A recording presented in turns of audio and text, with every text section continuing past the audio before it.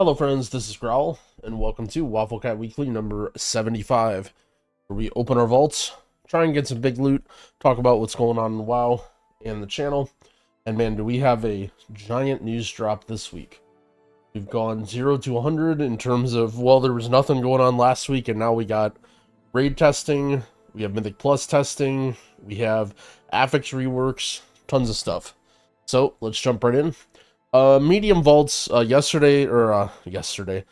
week, game was definitely very quiet. It was Tyrannical Bolstering. TGP got announced. I did get a chance to do some keys, but not a whole lot. We should have an okay vault on our Mage and our Druid. However, it's definitely been a little bit dry this season in vaults, simply because you can just kind of like buy whatever you want with bullions. So, we'll see. See if we get anything good. We got, I think, a 5-box on our Mage here. Our Mage is very geared. We could use a new neck or some new avoidance loot. Okay, we have a 4-box. Okay, what do we got? We have a crit haste neck. We have a bracer helm. Don't really need the bracer, don't really need the helm. I actually, funny enough, I need sockets bad. We haven't had any sockets yet, and I can get 2 sockets for both rings. So I'm actually totally fine. As much as I was like, maybe would take this neck to save aspect crests. I believe I can just craft a neck this week, and yeah, I might lose a little bit, like, you know, barely any item level, but I'll be able to get one with a little bit more haste, and I'll get 2 sockets here. So I believe this is the choice, silly enough. Gonna go with one of these. We'll go add a socket to an item. I'm actually going to socket my helm first, as this is an avoidance piece. I will never be replacing that. And then, let's see. We have bracers, belt. I guess I'll just start throwing it on the rings. I mean, come on, what are the odds I actually get one of these with Leecher avoidance? Bang. Alright. I need to buy gems and get main stat gem. I think. Do I have any? Oh no, I do have a main stat gem in my neck. Okay. Never mind. We have these gems. Throw one of these here. Throw one of these here. I've actually never simmed this character to figure out what stats I should get, but surely that's not that important with DPS, right? Alright. We did not do anything on our Palian Priest, I believe. You can see we have a Demon Hunter and Rogue in the making. I've just been playing a little bit of Mop Remix on the side. I don't know if those characters will ever come to fruition, but I figure why not level them now, because it's easy and fun. Alright, on to Pete. We should have a vault on every character on this server. Maybe our Druid can actually get lucky and get a nice piece for once. I believe we just have 1 box on our Shaman and Mistweaver. Slowly raising our item level, but not too much to speak of. Let's open it up. We're still using a Season 2 trinket. Okay, we got a Haste Mastery trinket. I guess we'll just, or a neck, rather. We're just taking it. We are just taking it. Bang. Probably, if you actually cared about this guy, you would want to get a Lariat for your embellishment, but we're just taking item level for now. I may as well buy some sockets while I remember. Tiered medallion. I'm gonna get 2 of these. I know I don't have a main stat gem on this guy, like, for sure. Do I just put whatever this is? Okay, I just have gems already.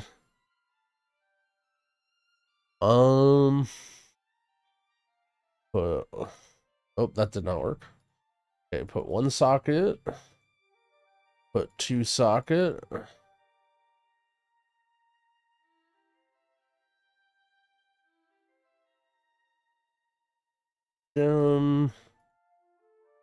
Gems, and bang. Alright, slowly raising Pete's item level, so we're not trolling when we do weekly 10s. Alright, on to Prodigy. Man, I really love the monk tree.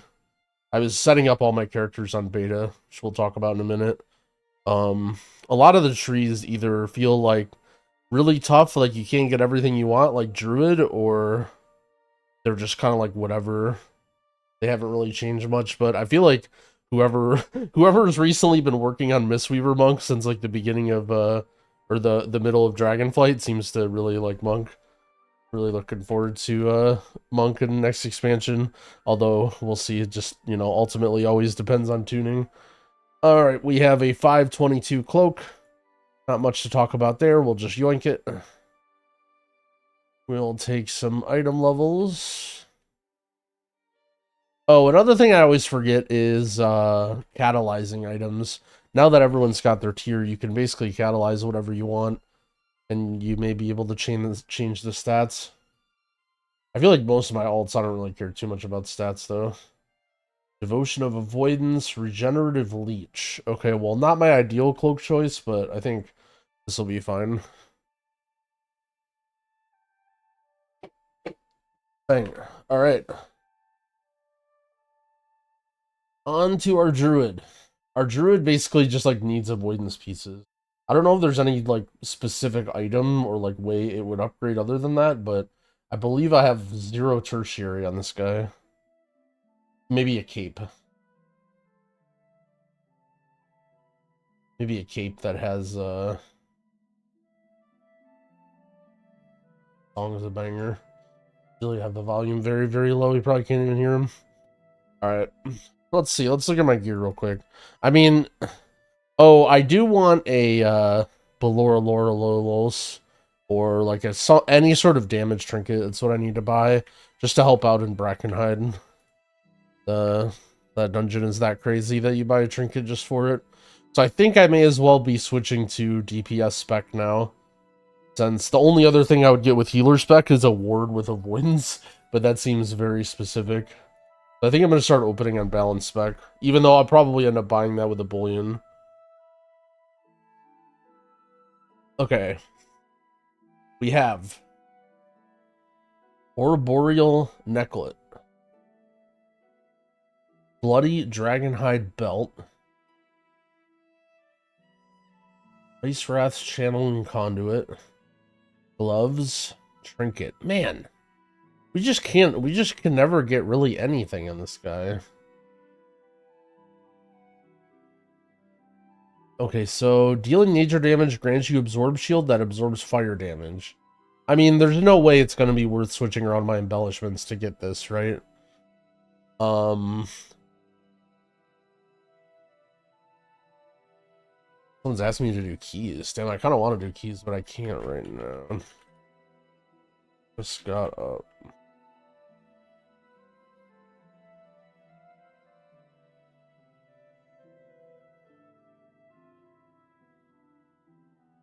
It's funny, there's like not that many people playing live, but I'm starting to play with some people that I haven't played in a while just because everyone's desperate for people, because very few people are playing. I mean, I don't know what to do.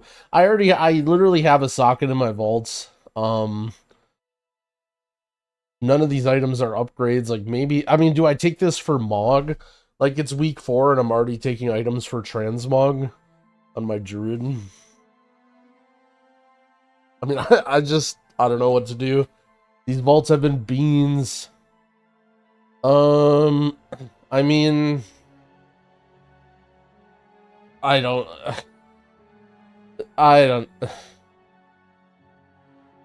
know what to press. I just get more sockets. Whatever I press, it's gonna feel bad.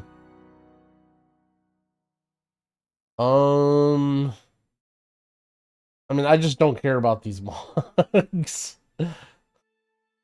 Whatever. I'm just taking these.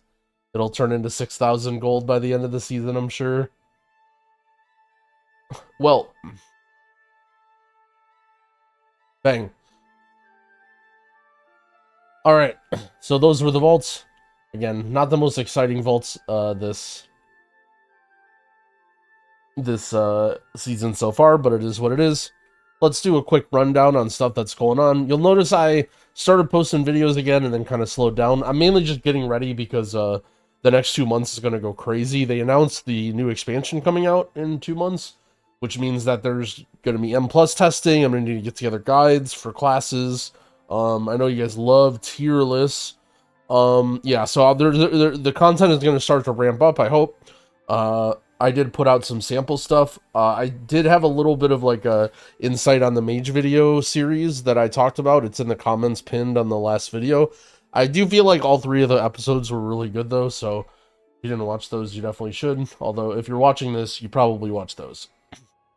After that, so anyway, I'm probably going to be streaming an absolute ton. I'm going to be streaming, I have some people, it looks like Tettles and Squishy and some others are going to want to do M+ testing. It sounds like my guild wants to do raid testing. Personally, I hate raid testing because it's always buggy and I think it ruins the fun of the fights. But if my guild wants to do it, I'll probably tag along anyway. So I'll be streaming raid testing. I don't think I'll be making any videos about raid testing. So if you want to check it out, there's that. M+ testing, however, I will be playing as much as I possibly can. I spent yesterday night setting up a bunch of characters, trying to get everything ready so that I don't have to waste time. And I will be doing a lot of that this weekend. So this weekend I plan on doing a ton of M+ testing. And then the the GeoGuessr Asia Pacific Regionals is on Friday, Saturday, Sunday. I know I don't talk about GeoGuessr too much on the YouTube channel, but we'll be doing a watch party for that. Usually it's a live land in Sweden, and it's on at like 8 in the morning when I'm not awake. So usually we do a late night watch party for those, and I will be doing that again. I'm very, very excited for that. So it'll be probably 12-hour streams Friday, Saturday, Sunday, maybe Thursday too. What else? Yeah, I guess, oh yeah, the new affixes. So there's recently a new blue post. There's been so many blue posts lately that I don't even know if I want to pull it up. But they talked about the new affixes. Yeah, I can't even find it. Here, I'll go to this post. Initial response. I'm struggling using Google Chrome right now. Alright, initial response to affixes in the War Within. Pulling some tweets. Oh, wow, who is this? Who is this fine cat? Anyway, so basically the TLDR is they removed a bunch of, like, the easy row of affixes with, like, entangling and volcanic and stuff, and they replaced it with this new set, which I would describe as, their take on Kiss Curse. Basically, mobs get stronger, but then every mob has a vulnerability to, a specific damage type. I am cautiously optimistic. I feel like having mobs resistant to it, or how do you say, vulnerable to a damage type each week, I think is really, really good for the meta. I know it sounds a little wild. Okay, maybe this Guild Wars soundtrack is going a bit too hard. Having mobs resistant to... I don't want to go too in-depth into this because I still might make a video or whatever. But everyone was basically immediately outraged because everyone gets immediately outraged about everything. But I think mobs being vulnerable to mobs is actually pretty good. Because people are going to play the meta anyway, and everyone's going to be a meta slave. People are going to be very picky about M+, and M+ is never going to be perfectly balanced. There's always going to be a comp that's favored. And I think that's just how it's going to be till the end of time, because that's the way WoW players play. And so when you have these vulnerabilities, I believe you'll have an excuse to invite something when you can't invite the meta. You know, let's say everybody plays Mage, Shadow Priest, Aug-Evoker, but your Mage is gone. Well, okay, everything takes extra damage from bleed effects and nature damage, so like, whatever, like, let's just invite, like, maybe a warrior, or let's invite a, boomkin or something, or a feral druid. Like, why not, like, let's just try it and see how it goes. Increase frost and fire damage. I know this is a little bit of a stretch, but imagine a world where mage is an OP, oh, let's invite a mage, or let's invite this, or maybe, hey, this guy is, maybe you might switch specs. I do think this can become problematic in high-end keys, because well, it's gonna be like, if all of your damage is coming from one of these buckets or two of these, you're just not gonna want to play the other ones. or you're going to be forced to spec swap, which I think sucks. So I think that's going to be harder on high-end keys, but I think that's going to be a huge improvement on pugging, and I think that's worth it. I think that's worth it. I don't think they should cater around the world's highest keys or the world's best teams. That being said, some of these other like things about the affixes seem a little bit concerning. I just don't really know about how the numbers are going to work. But for example, enemies with non-boss enemies with mana have 30% haze. There's already really, really problematic casters, and I can see this being miserable. Non-boss enemies without mana ignore 20% armor. I mean, if they don't do tuning well, like there are mobs that completely wreck tanks, and this is just going to make things insane on those mobs. And I think like they are giving themselves a hard situation where things are going to be even more difficult to balance and get right when it comes to these parts of the affixes, that I hope they reconsider what they do with these.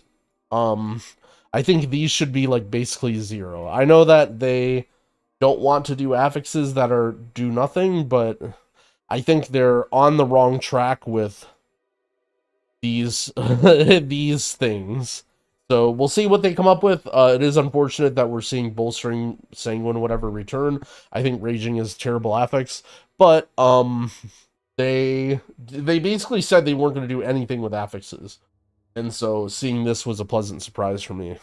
But anyway, I will do like I think a longer form video. I mean, basically everybody did the knee jerk, like the affixes were out for 30 minutes and everyone posted a reaction video. Oh my god, this is crazy. So I didn't really feel like there was a point to me doing it as well. So I decided I might just think about it, let it stew for a little bit, and then maybe do either a more well thought out video later this week, or just wait and then see the affixes, how they play out on the servers during the test weekend, and then make a video then. So that's that. I'm super excited. We have lots and lots of good stuff coming in WoW, although the vaults have been boring. So that's that. I wish you guys good luck in your vaults if you're still gaming, and I will see you on the streaming streets. Happy keying, friends.